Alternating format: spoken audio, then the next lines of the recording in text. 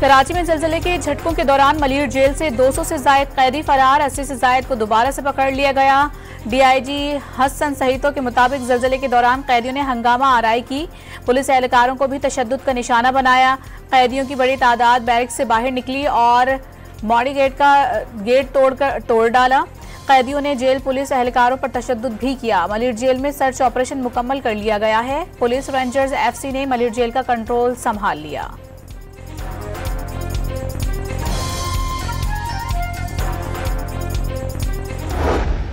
ऐलान सुन ले, लांडी जेल से कैदी फरार हो गए हैं जो मुख्तलिफ ओलियों में इलाके में घूम रहे हैं, जिनके पैरों में चप्पलें मौजूद नहीं हैं। जिस किसी को भी नज़र आए तो सुकन थाने में या 15 में इत्तला दें। मलीर के मुख्तलिफ इलाकों में जेल से फरार कैदियों की गिरफ्तारी के लिए मसाजिद से ऐलानात। सिंध के वज़ीर दाखिला ज़ियाउल हसन लंजार का मलीर जेल का दौरा, मलीर जेल की दीवार नहीं टूटी, कैदी गेट से बाहर निकले। फरार होने वाले कैदी संगीन जराइम में मुलविस नहीं थे। मलीर जेल में पेश आने वाले वाक़े में कोताही भी हो सकती है। वज़ीर दाखिला सिंध की गुफ्तगू।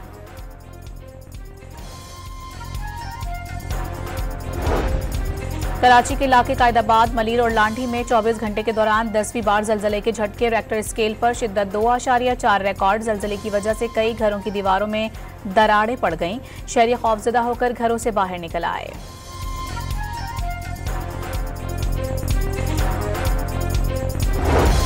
बिलावल भुट्टो की ज़ेरे क़यादत पाकिस्तानी वफ़द की अक़वाम मुत्तहिदा में अमरीका की मुस्तक़िल मंदूब से मुलाकात। पाकिस्तान और भारत के दरमियान जंगबंदी में सहूलतकारी पर अमरीकी इंतज़ामिया बिलखुसूस सदर ट्रंप और से इज़हार तशक्कुर किया। बिलावल भुट्टो ने बताया कि भारत पानी को बतौर हथियार इस्तेमाल करके करोड़ों इंसानों को सज़ा देना चाहता है।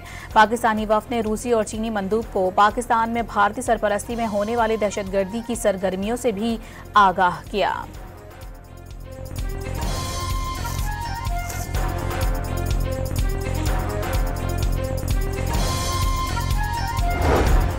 OIC का जनूबी एशिया में बिगड़ती हुई सलामती की सूरत हाल पर तशवीश का इजहार। सिंतास मुआहिदा बरकरार रखने पर जोर। बिलावल भुट्टो की क़यादत में पाकिस्तानी वफ़द ने अक़वाम मुत्तहिदा में OIC के सफ़ीरों को पाक भारत जंग और उसके बाद की सूरत हाल से आगाह किया।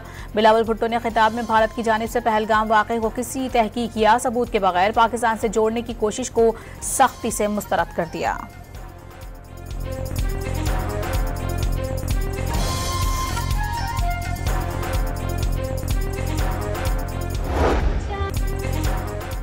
गैर मुल्की दौरा करने वाली भारतीय वफ़द पर भारतीय सोशल मीडिया पर कड़ी तनकीद। वफ़द बैरून मुल्क में आवाम के पैसों से मजे कर रहा है, गाने गा रहे हैं और पार्टी कर रहे हैं, भारतीय शहरियों का शिकवा। 6 साल में पहली बार भारतीय वज़ीर आज़म नरेंद्र मोदी का G7 सरबराह इजलास में शिरकत न करने का इम्कान। कनाडा की मेज़बानी में होने वाले इजलास में शिरकत का भी तक मोदी को दावतनामा नहीं भेजा गया। G7 सरबराही इजलास 15 से 17 तारीख तक कनाडा में होगा।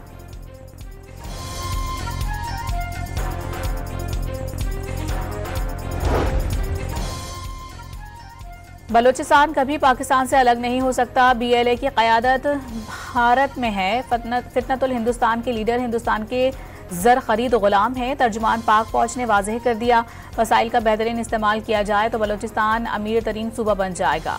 लेफ्टिनेंट जनरल अहमद शरीफ का साथिज़ा से खिताब।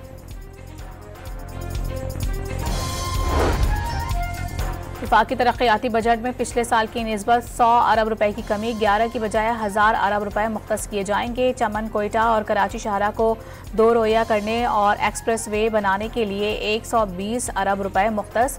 सोशल सेक्टर के लिए 150 अरब, आज़ाद जम्मू कश्मीर और गिलगित बल्तिस्तान के लिए 63 अरब, फाटा के इंतजाम में होने वाले अजला के लिए 70 अरब, साइंस और IT के शोबे के लिए 53 अरब रुपए रखे जाने की तजवीज़।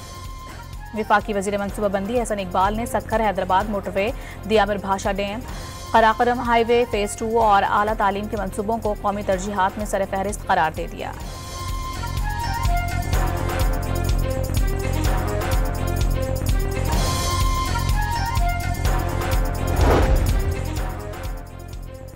इक्तिसादी राबता कमेटी का इजलास। हैदराबाद पैकेज और कराची की स्कीमें सिंध हुकूमत से वापस लेने का फैसला खत्म। एटमी बिजली घर के यूनिट 2 और 3 के लिए सफरीकी पावर परचेज मुआहिदा मंजूर। इस्लामाबाद में मारूफ टिकटॉकर सना यूसुफ का कत्ल। चित्राल से ताल्लुक रखने वाली सना यूसुफ को घर में आया मेहमान गोलियां मारकर फरार हो गया। पुलिस ने मैयत पोस्टमार्टम के लिए पिम्स अस्पताल पहुंचा दी।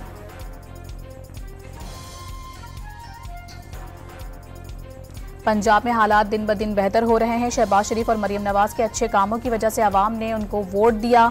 साबिक वज़ीर आज़म नवाज शरीफ की लंदन में मीडिया से गुफ्तगू। इस्लामाबाद में मारूफ टिकटॉकर सना यूसुफ का कत्ल। चित्राल से ताल्लुक रखने वाली सना यूसुफ को घर में आया मेहमान गोलियां मारकर फरार हो गया। पुलिस ने मैयत पोस्टमार्टम के लिए अस्पताल पहुंचा दी।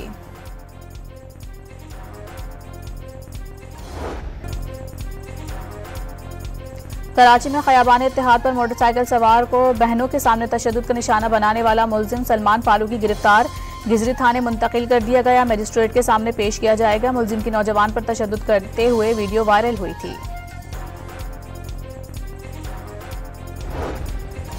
बहावलपुर के नवाही इलाके में मुबैना भूख से जाँ बहक होने वाली 65 साला खातून को सिपुर्दे खाक कर दिया गया। 65 साला खातून ने मरने से पहले खाना मांगा था। इलाका मकीनों का दावा। ईरानी सिक्योरिटी फोर्सेस ने ऑपरेशन के दौरान 10 मगवी पाकिस्तानी को बाजियाब करा लिया। मगवी पाकिस्तानी को बाजियाब के बाद तेहरान में पाकिस्तानी सिफारत खाने पहुंचा दिया गया। अगवाकारों ने मगवियों को भयानक तशद्दुद का निशाना बनाया। के इलेक्ट्रिक से मुतालिक नेपरा के फैसलों से 350 अरब रुपए का इजाफी बोझ। वफाकी हुकूमत ने नेपरा में नजरसानी की दरखास्त दायर कर दी।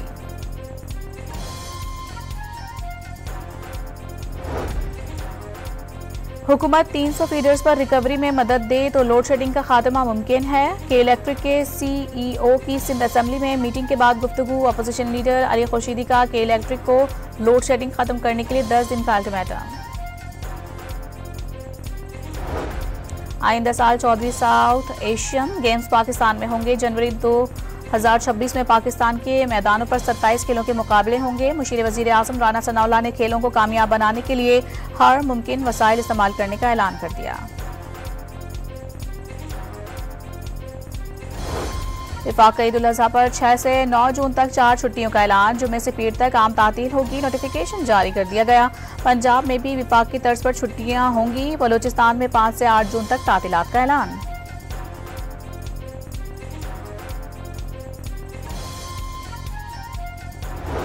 रेलवे का ईद उल अज़हा पर 5 खुसूसी ट्रेनें चलाने का ऐलान। वज़ीर रेलवे हनीफ अब्बासी ने ईद के 3 दिन ट्रेन किरायों में 20% खुसूसी रियायत की भी नवीद सुना दी। रेलवे की आमदन 83 अरब रुपए तक पहुंच गई।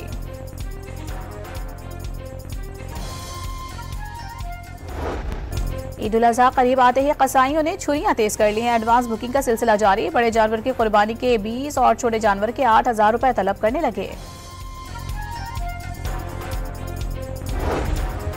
कराची में व्यापारियों की मनमानियां। 12 से 18 किलो वजनी बकरी की कीमत 60 से 80 हज़ार रुपए तलब करने लगे। फैसलाबाद में बकरों का मुकाबला। गुजरांवाला के 256 किलो वजनी बकरे ने रुस्तम पाकिस्तान का टाइटल जीत लिया। भाई ये गाय से ज्यादा बता रहे हैं। गाय के रेट जो अभी पहले 90 के और खाली बकरे के 90,000 बता रहे हैं। अंदाजा लगा। महंगे ये है कि दुकानदारी में ही महंगे हैं। गोश्त 2500 रुपए किलो बिक रहा है तो अब ग्राहक को 2800 पड़ रहा है। 300 रुपए का तो फर्क है।